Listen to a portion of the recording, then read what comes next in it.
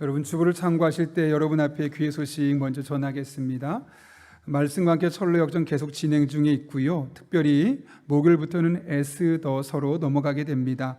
따라서 우리 홈페이지에 들어가셔서 말씀과 함께 철로 역정 에스더 개론서를 영상으로 먼저 보시면 말씀을 이어나가는데 많은 도움이 될 것입니다. 지난주에도 하나님께서 보내주신 두 분이 한 가족이 되셨습니다. 우리 교회에 잘 정착하고 또 교우들과 믿음의 교제 나누실 수 있도록 계속해서 기도해 주시고, 또 얼굴 나중에 보시게 되면 남편하고 같이 오시게 되었을 때 사진 같이 찍기로 했는데 그때 또 함께 교제할 수 있었으면 좋겠습니다. 오늘은 종려주일이면서 동시에 복음주일로 지키고 있습니다. 오늘 검은색을 우리가 하나씩이라도 하고자 했던 이유는 죄의 심각성을 우리가 다시 한번 생각해보고, 그러나 이 죄가 구원받고 해결받은 것이 얼마나 크고 감사한 일인지를 돌아보는 시간을 갖기 위해서 검정색으로 하나씩 코디를 하게 되었습니다. 이 한 주간 고난주간이 시작되는데 우리를 위해 십자가를 지신 그 예수님 앞에, 또 우리의 죄를 용서해 주신, 사해 주신 그 예수님 앞에 우리가 감사와 감격이 넘쳐나는 그런 고난주간이 되었으면 좋겠습니다. 아울러 4월 15일 금요일은 저녁 8시에 성금요일로 성찬 예배를 드리게 됩니다. 순서는 교회 생활면에 있는데 또 함께 참석하셔서 성찬 예배 가운데 임재하신 하나님을 경험할 수 있기를 바랍니다. 돌아오는 주일은 부활주일 겸 올 출석주일로 지킵니다. 그동안 여러 가지 사정들로 교회를 나오지 못하셨던 분들, 또 코로나로 인해서 여러 가지 두려움이 있으셨던 분들, 또 많이 호전되고 좋아지는 상황 가운데 올 수 있는 분은 최대한 교회에 함께 나오셔서 부활주일을 지킬 뿐만 아니라 그 부활의 영광을 함께 서로 교제하면서 우리가 나누려고 합니다. 다음 주에 그래서 풍성한 것이 준비되어 있습니다. 우리 집사님 다음 주 나오겠지만 전체 교인들 떡을 대접하신 분도 계시고요. 또 우리 복음이 부활의 영광을 함께 경험했던 추상미 씨 배우를 함께 불러서 그분의 간증도 듣고 또 저와 함께 설교하고 이렇게 하는 시간도 가져서 이 부활의 영광을 함께 누리려고 합니다. 그러니 다음 주에는 가능한 분들 최대한 참석해 주셔서 그동안 못 봤던 성도님들 얼굴도 보고 또 사랑의 교제도 나누고 하면 좋겠습니다. 계속 이어서 블레싱데이 작정주일로 나아가게 되는데요. 우리가 부활주일에는 이 추상미 씨가 와서 우리 함께 은혜를 나누고, 그 다음 주에는 주가 일하시네라는 곡으로 많이 알려져 있는 김브라이언 CCN 가수가 오셔서 본인이 겪었던 하나님의 은혜와 함께 그 주가 일하시네라는 곡이 얼마나 은혜로운 곡인지를 함께 간증과 찬양으로 함께 나아가려고 합니다. 특별히 그날 블레싱데이로 예수님 믿지 않는 분들을 초청해서 함께 은혜를 나누려고 하오니 여러분들 나눠드린 이 전도 대상자 작전 카드에 꼭 위쪽에 본인 이름 쓰시고, 또 내가 전도하고 싶은 사람 2명을 쓰시고, 매날에 이렇게 자를 수 있게 되어 있습니다. 커팅해서 밑에 건 여러분이 가져가셔서 그분들을 기도하시고, 윗부분은 교회에 주시면 명단을 취합해서 교회에서 이분들을 위해서 기도하고 계속해서 또 준비하도록 하겠습니다. 아울러 오늘 주시면 됩니다. 지난주부터 그렇게 하기로 했으니까요. 전도 대상자분들에게 선물을 교회에서 준비했습니다. 오픈하면 위생 박스라고 해서 마스크도 있고 손 씻을 수 있는 손 비누도 있고 소독제도 있고 또 간식도 들어있고 해서 빈 공간이 없이 최대한 가득 채웠습니다. 그래서 복음만 전하지 마시고 복음을 전할 때 또 이 사랑의 선물도 하나씩 2개씩 갖다 드리시면서 또 초청하시면 훨씬 더 큰 도움이 되겠습니다. 다음 주 부활주일 기억하시면 되겠습니다.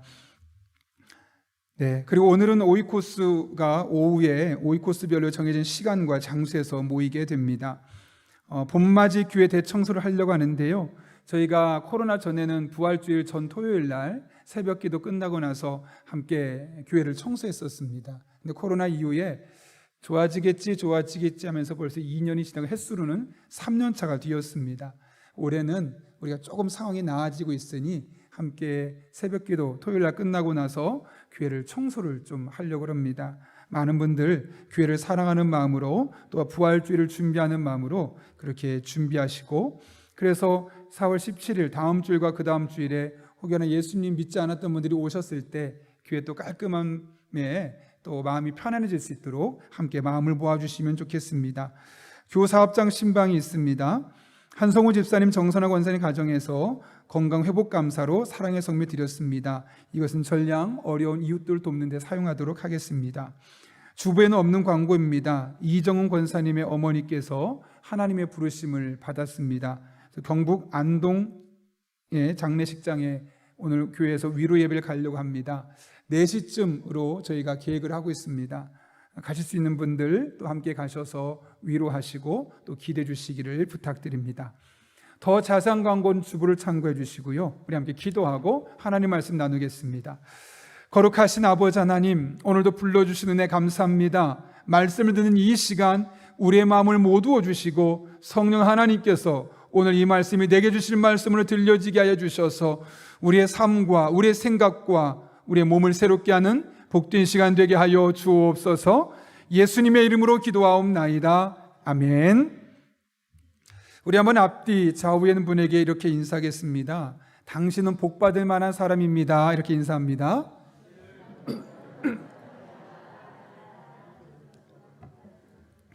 너무 길어서 잊어버린 분을 위해서 제가 짧게 가르쳐 드리겠습니다. 복사하면 됩니다.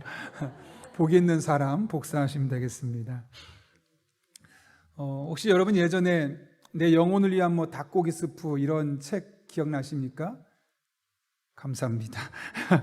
잭 캠필드라는 사람이 그런 책을 썼었는데요. 최근에 좀 몇 년 됐죠. 내 마음의 생수 61잔이라는 책을 썼습니다.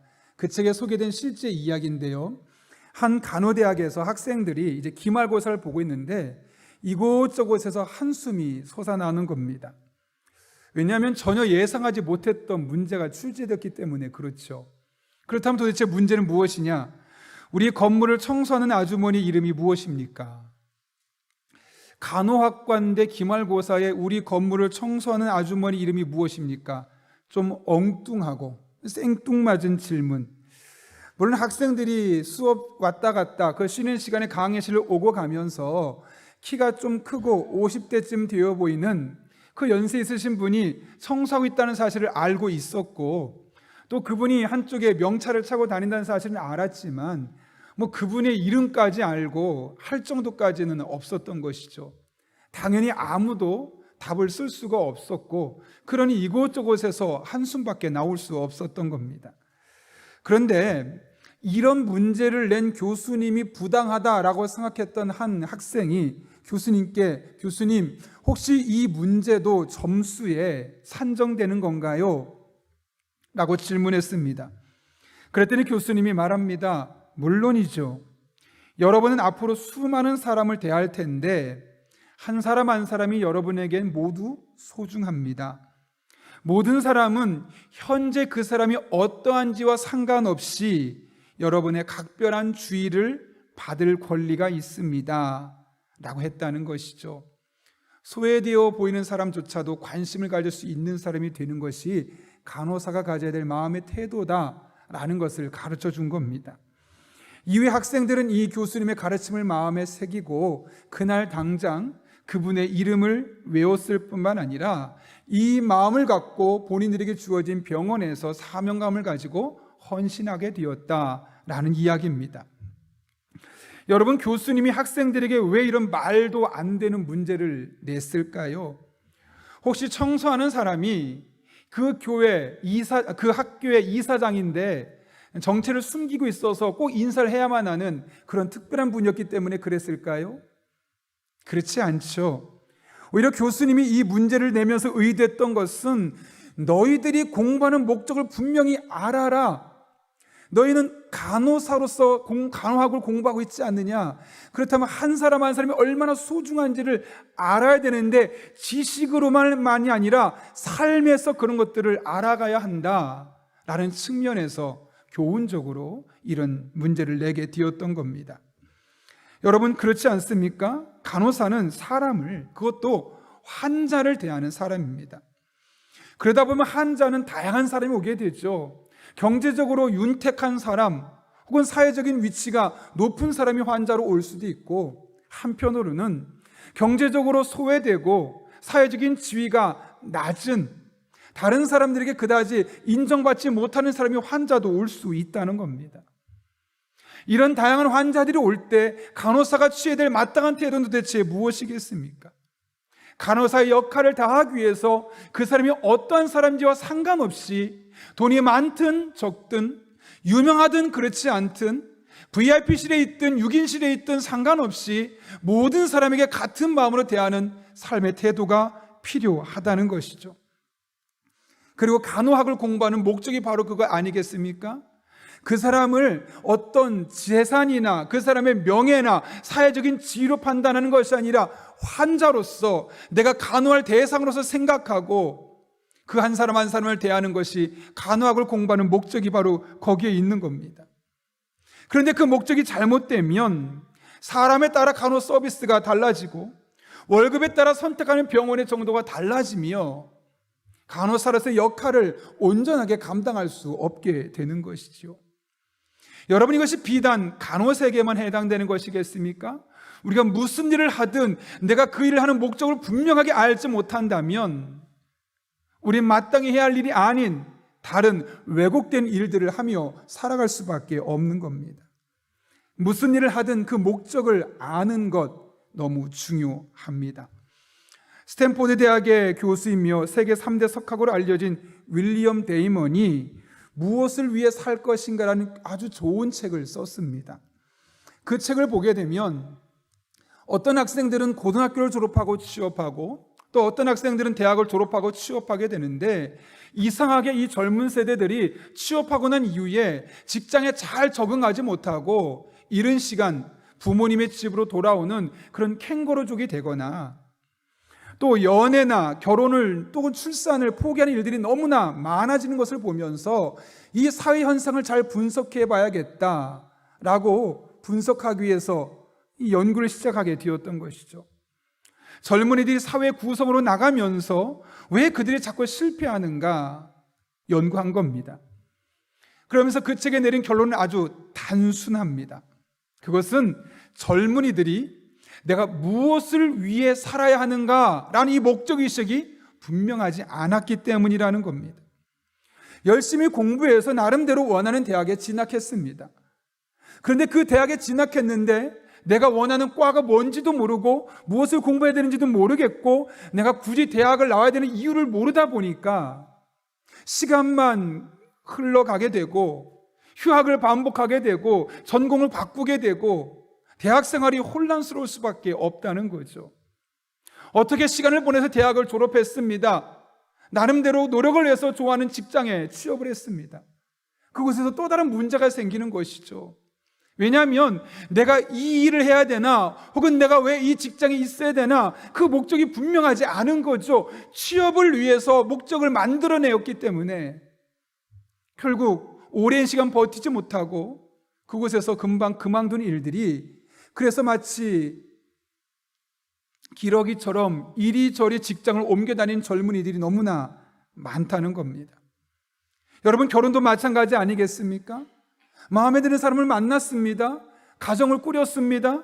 문제는 내가 왜 이 사람하고 결혼하고 내가 결혼하는 이유는 무엇인가가 분명하게 그 목적이 없으니까 자그마한 갈등이 큰 갈등으로 확대되면서 결국 남남의 길을 선택하는 일들이 생기게 되는 겁니다. 인생의 목적이 분명하지 않으면 이렇게 크고 작은 일들이 우리를 이리저리 흔들어서 정착하지 못하게 만들고 또 다른 문제를 양산해내는 것이죠. 그만큼 우리의 삶에서 목적을 찾는 것, 목적을 발견하는 것이 중요하다는 겁니다. 오늘 본문을 통해서도 이 같은 사실을 알 수 있는데요. 오늘 본문은 예수님께서 십자가에서 못 박히신 이후에 하셨던 6번째 유언의 말씀입니다. 오늘 우리는 이 본문의 말씀을 통해서 예수님께서 일평생 동안 무엇을 목적으로 삼고 살아왔는지를 알 수 있습니다. 여러분, 예수는 뭐라고 말씀하십니까? 30절 말씀 이렇게 말씀하시죠. 예수께서 신포도주를 받으신 후에 이르시되 다 이루었다 하시고 머리를 숙이니 영혼이 떠나 가시니라. 아멘. 여러분, 예수님께서 다 이루었다라고 말씀하셨습니다. 다 이루었다. 누가 이런 말을 할 수 있는 자격이 있을까요? 목표가 있는 사람이 그 목표를 이루고 난 이후에 할 수 있는 말 아니겠습니까? 내가 왜 존재하는지, 내가 왜 이 일을 해야 하는지를 분명히 알았던 사람이 그 일을 다 끝내는 순간 할 수 있는 마지막 외침, 다 이루었다, 끝냈다, 완성했다. 다 이루었다라는 말은 헬라 원문은 아주 짧습니다. 테텔레스타이라는 한 단어로 되어 있습니다. 이 단어의 뜻은 끝나다, 완성하다, 성취하다라는 의미를 가지고 있죠.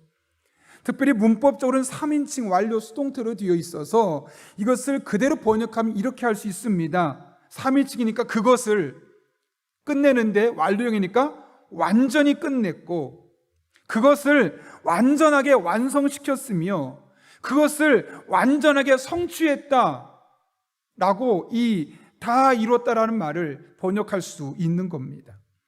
더 이상 보탤 것이 없다는 거죠. 부족함이 없이 퍼펙트 100% 완벽하게 이루셨다라고 말씀하고 있습니다. 무엇을요? 도대체 예수님은 무엇을 완벽하게 이루시고 나서 다 이루었다라고 말씀하신 걸까요? 여러분, 예수님께서 이 땅에 오신 목적이 무엇입니까? 예수님은 구약 성경에 예언된 것처럼 우리 인간의 죄를 대신 짊어지시고 우리 인간의 죄를 없애게 해주시려고 이 땅에 오셨습니다. 또 그에 대해서 예수님은 마가복음 10장 45절에서 이렇게 말씀하시죠. 인자가 온 것은 섬김을 받으려 함이 아니라 도리어 섬기려 하고, 그 뒤에 말씀이 중요합니다. 자기 목숨을 많은 사람의 대속물로 주려 함이니라. 이게 바로 십자가에서 하신 일이 아니겠습니까? 십자가에서 자기 목숨을 많은 사람의 대속물로 주실 분이 바로 예수님이셨고, 지금 그 일을 다 이루었다, 완벽하게 이루었다, 조금도 부족함 없이 이루었다 라고 말씀하고 있는 겁니다. 죄를 지으면 그 값을 치러야 합니다. 성경을 보게 되면 우리 죄의 값을 사망이다 라고 말합니다. 문제는 그것을 우리 힘으로 해결할 수 없다는 데 있죠. 오로지 하나님만이 그 문제를 해결할 수 있기 때문에 한 분 아들 예수 그리스도를 이 땅에 보내셔서 우리의 죄를 대신 짊어지시고 십자가에 못 박혀 죽으셨습니다. 그 결과 우리의 죄는 대신 속량되었고 우리는 구원받았으며 하나님의 자녀로서 이 세상에서 살아갈 수 있게 되었다는 것이죠.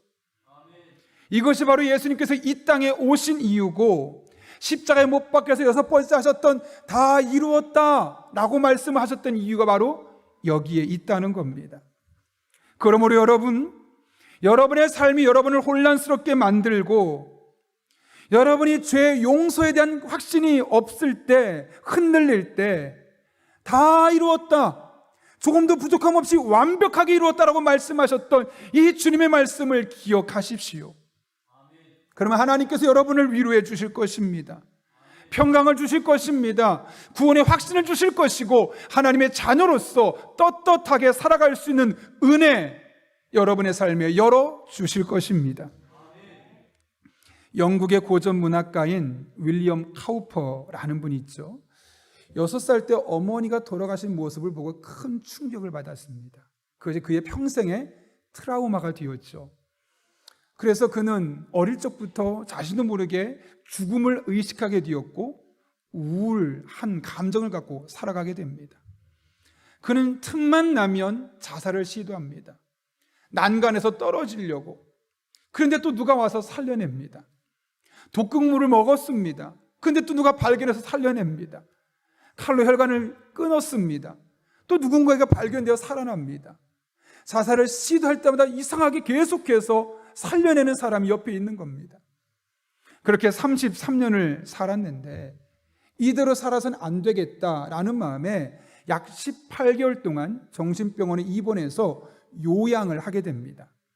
그런데 그곳에서 마침 로마서 3장 25절 이 성경 말씀을 읽게 되는데, 이 말씀이 예사롭게 들리지 않고 마치 하나님이 지금 나에게 들으라고 말씀하신 것처럼 들리는 겁니다. 이런 말씀입니다. 이 예수를 하나님이 그의 피로써 믿음으로 말미암은 화목제물로 세우셨으니 이는 하나님께서 길이 참으시는 중에 전에 지은 죄를 간과하심으로 자기의 의로우심을 나타내려 하심이니.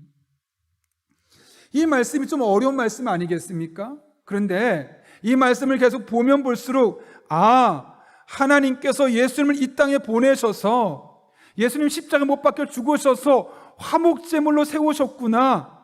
그래서 우리의 죄를 넘어섰고 우리를 의롭다고 하나님 자녀로 세우셨구나라는 것이 깨달아지는 겁니다. 믿어지는 겁니다. 놀라운 것은 그런 확신이 마음에 있자마자 우울했던 감정이 수그러들기 시작했다는 것이죠. 그리고 하나님이 정말 나를 사랑하시는구나, 내 죄를 정말 용서해 주셨구나, 지금 눈에 보이는 것 없고 용서했다는 증명서 없어도 하나님이 나를 용서하신 것이 맞구나라는 것이 마음에 믿어지기 시작한 겁니다. 평생을 우울증과 함께 살아왔던 그의 마음속에 기뻐하는 마음, 처음으로 느껴보는 기쁜 마음이 생기는 겁니다. 다른 것 없습니다. 가족 중에 누가 잘 되었거나 내가 로또에 당첨이 되었거나 투자한 돈이 더 많이 불어났거나 이런 좋은 소식이 있는 것이 아니라 그냥 이유 없이 마음이 편안해지고 이유 없이 마음이 웃음이 나는 겁니다. 더 신기했던 것은 그동안 우울증 때문에 몸이 축 처져 있던 그의 몸이 생기를 얻기 시작하면서 몸도 건강하게 회복되었다는 것이죠. 물론 그날 이후에도 종종 하나님이 나를 버릴지도 몰라, 자신에 대한 존중감이 낮았기 때문에 그런 감정이 반복적으로 그를 괴롭혔습니다. 그런데 그는 그럴 때마다 예수님의 십자가를 떠올렸습니다. 나의 죄를 대신 지시고 십자가에 못 박히신 예수님을 기억하며 그분의 보혈, 그분의 피를 생각하며 시를 써내려가기 시작합니다. 그렇게 한 편, 두 편, 세 편 써내려가다 어느 날은 그 시편에 노래가 붙게 되었죠. 가사가 작곡이 되어서 곡이 붙게 되었을 때 그 곡이 찬송가 258장에 기록된 샘물과 같은 보혈은 이라는 찬송으로 이 땅에 나오게 되었던 겁니다. 이런 가사입니다. 샘물과 같은 보혈은 임마누엘 피로다. 그 샘의 죄를 씻으면 정하게 되겠네. 죄 속함 받은 백성은 영생을 얻겠네. 샘솟듯 하는 피 권세 한없이 크도다. 날 정케 하신 피 보니 그 사랑 한없네. 살 동안 받는 사랑을 늘 찬송하겠네. 늘 이런 가사를 가지고 고백하는 겁니다. 그러면 우울했던 마음, 불안했던 마음이 언제 그랬냐는 듯이 또 수그러들고 평안이 찾아오고 기쁨이 찾아오는 이런 일들이 계속 반복하게 되었던 것이죠. 어느 날 사단이 그런 마음을 줍니다. 야, 너 어제 나쁜 생각했잖아. 너 어제 죄 지었잖아. 너 죄인이야. 너는 하나님의 사랑 받을 자격이 없어. 지금은 괜찮아 보이지만 너 언젠가 하나님 사랑해서 외면받을지도 몰라. 이런 마음을 자꾸 심어주는 겁니다. 그럼 또 예수님의 십자가를 생각합니다. 또 이 찬양을 부릅니다. 또 그동안 본인이 썼던 보혈의 시를 보기도 하고 다시 쓰기도 하고 반복하는 겁니다. 이것이 처음에는 자주 있었습니다. 그런데 계속하다 보니까 빈도가 줄어들게 되고 어느 날부터는 내가 우울한 적이 있었나? 라는 생각이 들 정도로 마음이 너무 평안합니다. 확신이 있고 알 수 없는 기쁨이 그의 삶을 지배하기 시작한 것이죠. 사람이 180도 달라지게 되었던 겁니다. 여러분, 우리도 마찬가지입니다. 죄를 지었을 때 혹은 예기치 못한 큰 어려움을 겪게 되었을 때 우리 마음에 불안한 마음이 생기죠. 혹시 하나님이 나는 사랑하지 않는 건 아닌가? 혹은 나를 사랑하지만 이 문제에 대해서만큼은 나를 포기하고 나를 벌하신 것은 아닌가라는 그런 다양한 감정들과 생각들이 우리를 괴롭힐 때가 있습니다. 그럴 때 여러분, 오늘 말씀을 기억하십시오. 다 이루었다. 다 이루었다. 조금도 부족함 없이 완벽하게 우리의 죄의 문제를 해결하시고 우리의 구원의 문제를 해결하셨다. 이 다 이뤘다는 말씀을 기억하시기 바랍니다. 그리고 우리의 죄를 용서하시되 하나밖에 없는 아들을 희생하실 만큼 우리를 사랑하신 그 하나님의 사랑을 확신할 수 있기를 바랍니다. 어떤 환경에서도 여러분의 마음을 평안하게 해주실 것입니다. 이유를 알 수 없는 그러나 분명한 기쁨이 여러분 안에 샘솟는 것을 경험하게 될 것입니다. 이것이 예수님께서 이 땅에 오신 목적이었습니다. 그렇다면 그 예수님께서 우리를 다른 사람보다 먼저 구원하시고 하나님의 백성, 하나님의 자녀로 삼으신 이유, 목적은 어디에 있을까요? 제가 한 10여 년 전에 읽었던 책인데요, 나는 위대한 과학자보다 신실한 크리스천이고 싶다라는 책에 소개된 내용입니다. 정근모 박사님 아마 오래전에 들어보셨을 겁니다. 우리나라 과학기술처 장관을 2번이나 역임하고 호서대학교 총장까지 했던 세계적인 원자력 전문가입니다.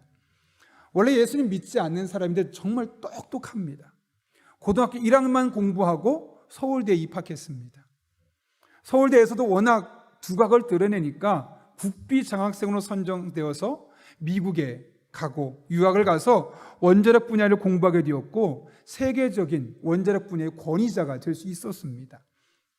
그가 한국에 들어오기 전에 미국의 MIT 대학에서 교수를 하고 있었는데 그 당시에 아이에게 문제가 생겼습니다. 아들이 만성 신장염을 앓고 있었는데 이 아이를 위해서 신장 기능이 자꾸 안 좋아지니까 본인의 신장을 떼어서 아이에게 하나를 준 겁니다. 좋아질 것을 기대했지만 또 미국의 의술 그 수준이 높은 것을 알기 때문에 아이가 나을 것을 기대했지만 아이는 점점 몸의 힘을 잃어가더니 뇌출혈까지 일으키며 결국 세상을 떠나게 되었습니다. 그는 그전까지 의학이라면, 과학이라면 웬만한 질병을 다 고칠 수 있고 더군다나 미국의 의술이라면 가능해 라고 생각했었는데 아무리 똑똑해도 아무리 의술이 앞장서 있어도 인간의 힘으로 할 수 없는 일이 있구나라는 것을 처음으로 깨닫게 되는 겁니다.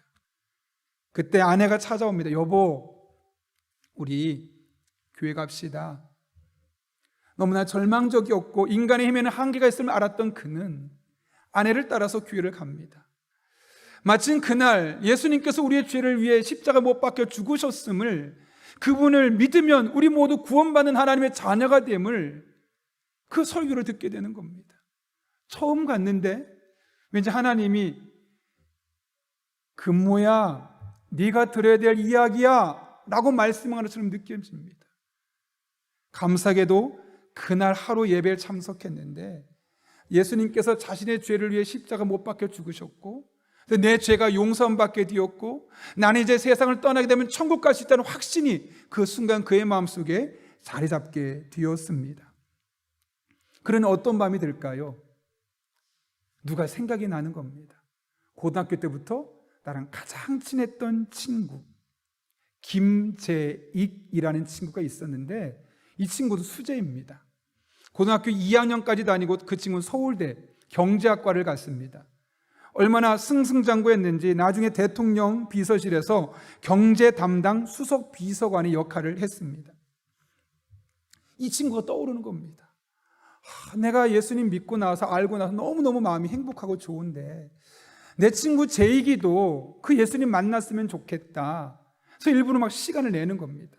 찾아가서 만나서 예수님을 전하려고 갔는데 못 전하고 돌아옵니다.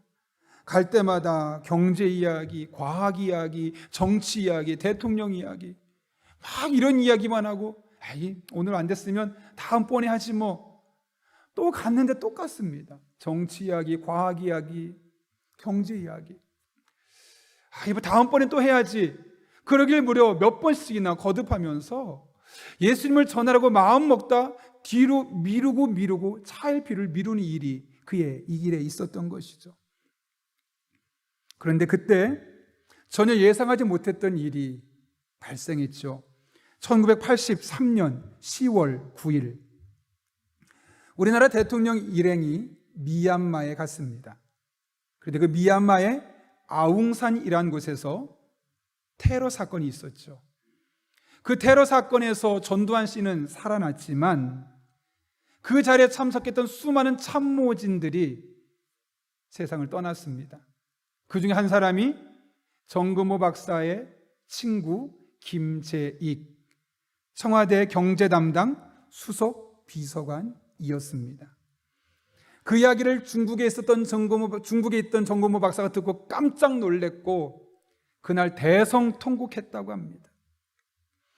내가 그때 그를 만났을 때 아예 정치 이야기가 뭐가 그렇게 중요하다고, 경제 이야기 그게 뭐가 그렇게 중요하다고, 과학 이야기 뭐가 그렇게 중요하다고, 물론 중요하지 않은 건 아닌데 그 영혼을 구하는 것에 비하면 뒤로 밀어도 됐는데 내가 왜 그때 정치 이야기만 하고 과학 이야기만 하고 경제 얘기하면 했을까? 너무너무 속상한 겁니다. 만약 내가 그때 더 급했던 예수님 이야기, 구원받는 이야기, 그 이야기를 했다면 지금 이 아이가 죽었다고 했을 때 내 마음이 어떨까? 여러 가지 감정 속에서 대성통곡할 수밖에 없었다는 거죠. 여러분, 모든 일에는 때가 있습니다. 우리는 다음번에, 기회는 반드시 올 거야. 에이, 뭐 다음에 또 하면 되지 뭐. 한 번, 두 번 미룰 수 있을 겁니다. 그런데 여러분, 다음 기회는 올 수도 있지만 오지 않을 수도 있습니다. 어쩌면 가장 좋은 다음 기회는 지금 당장 그 마음을 결단한 그 순간일 수도 있습니다. 그래서 사도 바울은 디모데후서 4장에서 우리에게 이렇게 권면하지요. 세 번역인데 여러분 2절부터 4절까지 한번 천천히 읽어볼까요? 화면을 보고 읽겠습니다. 시작. 그대는 말씀을 선포하십시오. 기회가 좋든지 나쁘든지 꾸준하게 힘쓰십시오.